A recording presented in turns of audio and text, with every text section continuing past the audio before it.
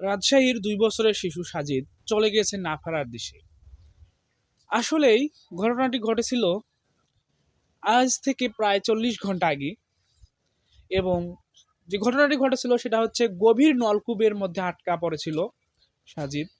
সে তার মায়ের সাথে চলছিল আপন মনে, কিন্তু মা পেছন ফিরে দেখল সন্তান তার আর সাথে নেই। এমন মর্মান্তিক ঘটনার পেছনে যেটা আমি দায়ী করব সেটা হচ্ছে কিছু লোকের ব্যর্থতা। কেননা যখন ওই ডিপ কলের পাইপটি আর ব্যবহৃত হচ্ছে না, ওই জায়গাটা কেন চিহ্নিত করা হলো না যেটা বিপজ্জনক, বা কেন ওই জায়গাটা বন্ধ করে দেওয়া হলো না? মাটি দিয়েও তো ওই পাইপটা বন্ধ করে দেওয়া যাইতো।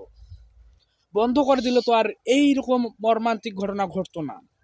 ফায়ার সার্ভিস প্রায় ৩৩ ঘন্টা অভিযান চালিয়ে শিশু সাজিদকে নিয়ে আসলো ওপরে, কিন্তু সে তো আর জীবিত নাই। তার এই অকালে ঝরে যাওয়ার পিছনে দায়ী কে? অবশ্যই কিছু লোকের অবহেলা, ব্যর্থতা তাদের।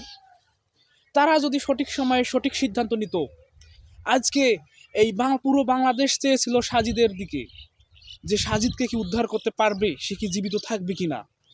প্রশ্নগুলোর মুখে সম্মুখীন হতে হতো না। তাই এমন ঘটনা যেন আর না ঘটে, আমরা সর্বদাই সচেতন। অবশ্যই যে দিকটাই লক্ষ্য রাখতে হবে সেটা হচ্ছে সন্তান আমার, আপনার, আপনার পরিবারের, অন্য কারো নয়। আমি, আপনি সহ সবাই আমরা আমাদের সন্তানের ভালো চাবো, কিন্তু অন্যরা সেটা চাবে না। যদি চাইতোই তাহলে রাজশাহীর মতো জায়গায় এই গভীর নলকূপে শিশু সাজিদ মারা যেত না, আটকা পড়তো না। তাই আসুন আমরা আমাদের নিজেদের সন্তানকে আগলে রাখি, আগুন পানি থেকে তাদেরকে নিরাপদ রাখি, তারা কোথায় যাচ্ছে কি করছে সর্বদাই খেয়াল রাখি, চোখে চোখে রাখি। তবেই আর রাজশাহীর মতো ঘটনার সম্মুখীন আমাদের হতে হবে না। সে পর্যন্ত ভালো থাকুন, সুস্থ থাকুন, নিরাপদে রাখুন আপনার শিশু সন্তানকে।